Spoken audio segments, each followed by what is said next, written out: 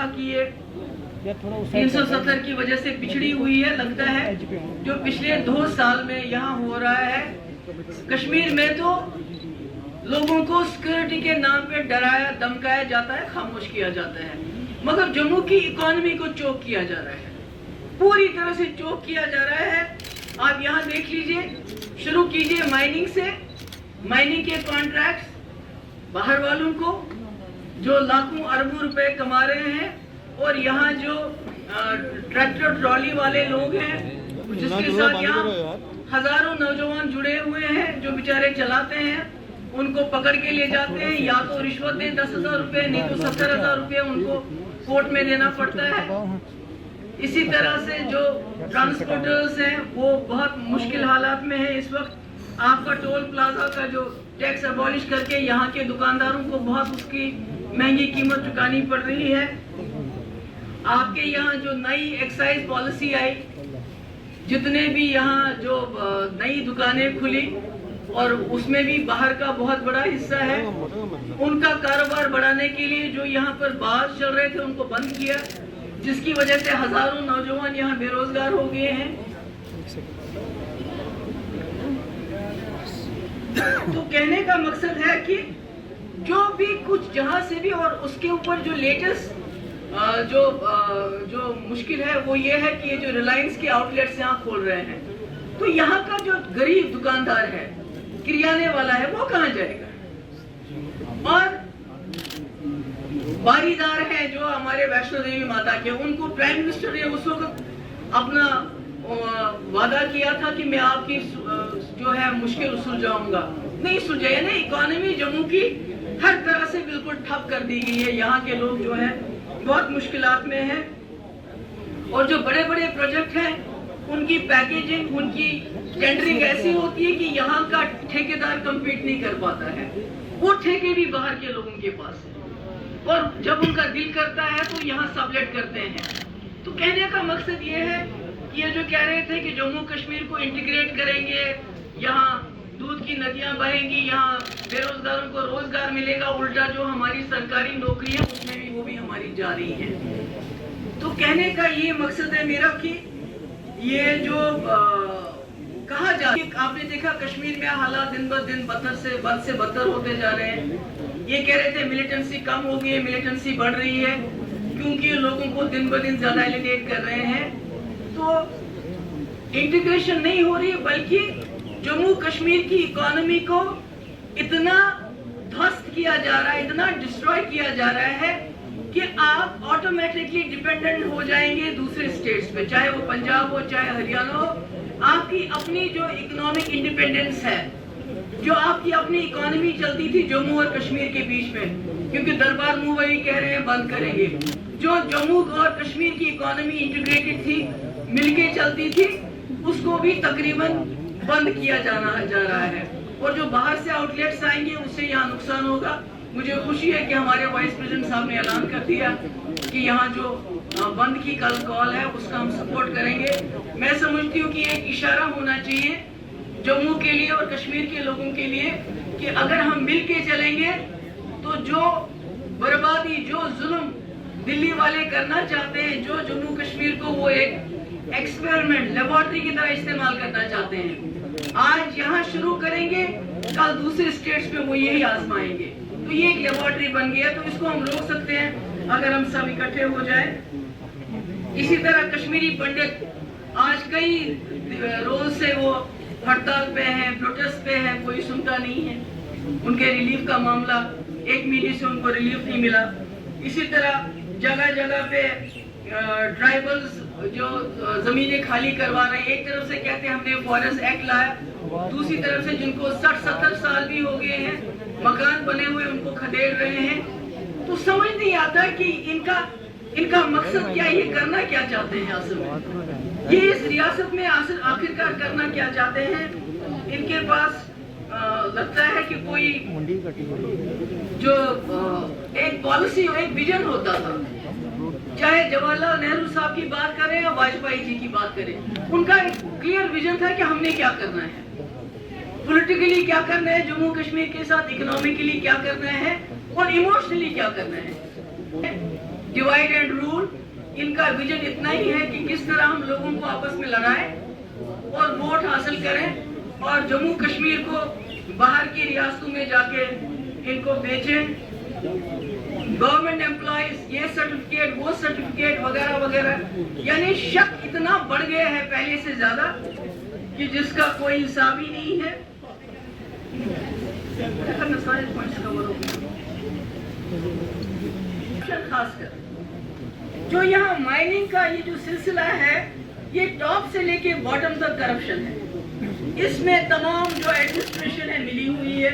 पहले तो जो यहाँ के लोकल अफसर हैं उनको बिल्कुल साइडलाइन किया गया है। बाहर से ज्यादा लोग आए हैं, यहाँ के अफसरों पे भरोसा नहीं किया जाता है। मगर जो भी अब रहे सहे यहाँ जितने भी अफसर हैं, बाहर के हैं अंदर के हैं, बदकिस्मती से वो इस माइनिंग के जो माफिया है, पहले हमारी ये खुशकिस्मती थी, हमारे पास लैंड माफिया थोड़ा बहुत एक्टिव था, जो यहाँ के लोग उसमें इन्वॉल्व थे। मगर अब माइनिंग का माफिया बाहर से पता नहीं किस किस स्टेट से आता है, उन्होंने यहाँ पूरा जो है उद्यम मचा के रखा है। यहाँ जो बाजरे की गाड़ी, रेत की गाड़ी अगर 2000, 3000, 5000, 10,000 में आज वो 50,000 में मिलती है। हर चीज महंगी होगी, आपको पता है महंगाई कितनी बढ़ गई है। मगर मुझे समझ नहीं आता है, अगर हम इतना सेस देते हैं, पेट्रोल का इतना पैसा देते हैं जो कि इंटरनेशनल मार्केट से 50% से भी ज्यादा है, किसी भी कंट्री में इतना फर्क नहीं है इंटरनेशनल मार्केट में की कीमत में और उस कंट्री की जितना हमारी कंट्री में है। तो ये पैसा जाता कहाँ है? हमने जीएसटी का कंपनसेशन हमें मिला, वो जेके बैंक से उधार लेके दिया गया हमें, मिलना तो दिल्ली से था। कोई सड़क बनानी है, पहले सीआरएफ में बनती थी, अब कोई और एजेंसी हमें लोन देती है। यानी हमारी आने वाली पीढ़ियां जो है दिन ब दिन वो कर्जदार बनती जा रही है। अगर हम इतना सेस देते हैं पेट्रोल पे, डीजल पे, तो हमारा पैसा, हमारा हिस्सा हमारी सड़कों पे क्यों नहीं लगाया जाता है? तो यही कुछ बातें थी जो मैं आपसे करना चाहती थी। और मेरे ख्याल में तकरीबन हमने जो भी मुझे जम्मू में इन दिनों लोग मिले थे और उनसे बात था कि ये 370 की वजह से पिछड़ी हुई है, लगता है जो पिछले 2 साल में यहाँ हो रहा है। कश्मीर में तो लोगों को सिक्योरिटी के नाम पे डराया धमकाया जाता है, खामोश किया जाता है, मगर जम्मू की इकोनॉमी को चोक किया जा रहा है, पूरी तरह से चोक किया जा रहा है। आप यहाँ देख लीजिए, शुरू कीजिए माइनिंग से, माइनिंग के कॉन्ट्रैक्ट्स बाहर वालों को जो लाखों अरबों रुपए कमा रहे हैं, और यहाँ जो ट्रैक्टर ट्रॉली वाले लोग हैं जिसके साथ यहाँ हजारों नौजवान जुड़े हुए हैं, जो बेचारे चलाते हैं, उनको पकड़ के ले जाते हैं, या तो रिश्वत दें 10,000 रुपए, नहीं तो 70,000 रुपए उनको कोर्ट में देना पड़ता है। इसी तरह से जो ट्रांसपोर्टर्स हैं वो बहुत मुश्किल हालात में है इस वक्त। आपका टोल प्लाजा का जो टैक्स अबॉलिश करके यहाँ के दुकानदारों को बहुत उसकी महंगी कीमत चुकानी पड़ रही है। आपके यहाँ जो नई एक्साइज पॉलिसी आई, जितने भी यहाँ जो नई दुकानें खुली और उसमें भी बाहर का बहुत बड़ा हिस्सा है, उनका कारोबार बढ़ाने के लिए जो यहाँ पर बाहर चल रहे थे उनको बंद किया, जिसकी वजह से हजारों नौजवान यहाँ बेरोजगार हो गए हैं। तो कहने का मकसद है कि जो भी कुछ जहां से भी, और उसके ऊपर जो लेटेस्ट जो मुश्किल है वो ये है कि ये जो रिलायंस के आउटलेट्स यहाँ खोल रहे हैं, तो यहाँ का जो गरीब दुकानदार है, किराने वाला है, वो कहाँ जाएगा? और बारीदार है जो हमारे वैष्णो देवी माता के, उनको प्राइम मिनिस्टर ने उस वक्त अपना वादा किया था कि मैं आपकी जो है मुश्किल सुलझाऊंगा, नहीं सुलझाया। नहीं, इकोनॉमी जम्मू की हर तरह से बिल्कुल ठप कर दी गई है। यहाँ के लोग जो है बहुत मुश्किलात में हैं, और जो बड़े बड़े प्रोजेक्ट हैं उनकी पैकेजिंग, उनकी टेंडरिंग ऐसी होती है कि यहाँ का ठेकेदार कम्पीट नहीं कर पाता है, वो ठेके भी बाहर के लोगों के पास है, और जब उनका दिल करता है तो यहाँ सबलेट करते हैं। तो कहने का मकसद ये है कि ये जो कह रहे थे कि जम्मू कश्मीर को इंटीग्रेट करेंगे, यहाँ दूध की नदियां बहेंगी, यहाँ बेरोजगारों को रोजगार मिलेगा, उल्टा जो हमारी सरकारी नौकरी है उसमें भी وہ بھی ہماری جاری ہیں. تو کہنے کا یہ مقصد ہے میرا کہ یہ جو کہا جائے، آپ نے دیکھا کشمیر میں حالات دن بہ دن بد سے بدتر ہوتے جا رہے ہیں. یہ کہہ رہے تھے ملیٹنسی کم ہو گئی ہے، ملیٹنسی بڑھ رہی ہے کیونکہ لوگوں کو دن بہ دن زیادہ ایلیڈیٹ کر رہے ہیں. تو انٹیگریشن نہیں ہو رہی بلکہ جموں کشمیر کی اکانومی کو اتنا دھست کیا جا رہا ہے، اتنا ڈسٹروائے کیا جا رہا ہے کہ آپ آٹومیٹکلی ڈیپینڈنٹ ہو جائیں گے دوسرے سٹیٹس پہ، چاہے وہ پنجاب ہو چاہے ہریانہ ہو. آپ کی اپنی جو اکنامک انڈیپینڈنس ہے، جو آپ کی اپنی اکانومی چلتی تھی جموں اور کشمیر کے بیچ میں، کیونکہ دربار منہ وہی کہہ رہے ہیں بند کریں گے، جو جموں اور کشمیر کی اکانومی انٹیگریٹڈ تھی، مل کے چلتی تھی، اس کو بھی تقریباً بند کیا جا رہا ہے. اور جو باہر سے آؤٹ لیٹس آئیں گے اس سے یہاں نقصان ہوگا. مجھے خوشی ہے کہ ہمارے وائس پریزیڈنٹ صاحب نے اعلان کر دیا کہ یہاں جو بند کی کال ہے اس کا ہم سپورٹ کریں گے. میں سمجھتی ہوں کہ ایک اشارہ ہونا چاہیے جموں کے لیے اور کشمیر کے لوگوں کے لیے کہ اگر ہم مل کے چلیں گے تو جو بربادی، جو ظلم دلی والے کرنا چاہتے ہیں، جو جموں کشمیر کو وہ ایک ایکسپیریمنٹ لیبارٹری کی طرح استعمال کرنا چاہتے ہیں، آج یہاں شروع کریں گے، کل دوسرے سٹیٹس میں وہ یہی آزمائیں گے. تو یہ ایک لیبارٹری بن گیا، تو اس کو ہم روک سکتے ہیں اگر ہم سب اکٹھے ہو جائیں. اسی طرح کشمیری پنڈت آج کئی روز سے وہ ہڑتال پہ ہیں، پروٹیسٹ پہ ہیں، کوئی سنتا نہیں ہے. ان کے ریلیف کا معاملہ 1 مہینے سے ان کو ریلیف نہیں ملا. اسی طرح جگہ جگہ پہ ٹرائبلز جو زمینیں خالی کروا رہے ہیں، ایک طرف سے کہتے ہیں ہم نے فارسٹ ایکٹ لایا، دوسری طرف سے جن کو 60-70 سال بھی ہو گئے ہیں، مکان بنے ہوئے ان کو کھدیڑ رہے ہیں. تو سمجھ نہیں آتا کہ ان کا مقصد کیا، یہ کرنا کیا چاہتے ہیں اصل میں، یہ اس ریاست میں آخرکار کرنا کیا چاہتے ہیں.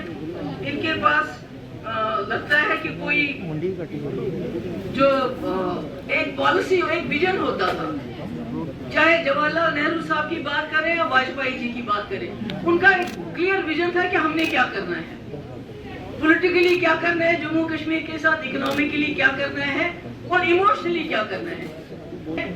ڈیوائیڈ اینڈ رول، ان کا ویژن اتنا ہی ہے کہ کس طرح ہم لوگوں کو آپس میں لڑائیں اور ووٹ حاصل کریں اور جموں کشمیر کو باہر کی ریاستوں میں جا کے ان کو بیچیں. گورنمنٹ امپلائیز یہ سرٹیفکیٹ وہ سرٹیفکیٹ وغیرہ وغیرہ، یعنی شک اتنا بڑھ گیا ہے پہلے سے زیادہ کہ جس کا کوئی حساب ہی نہیں ہے.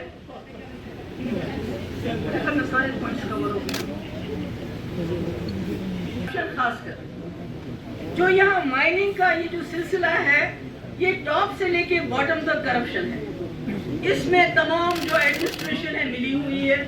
پہلے تو جو یہاں کے لوکل افسر ہیں ان کو بالکل سائڈ لائن کیا گیا ہے، باہر سے زیادہ لوگ آئے ہیں، یہاں کے افسروں پہ بھروسہ نہیں کیا جاتا ہے.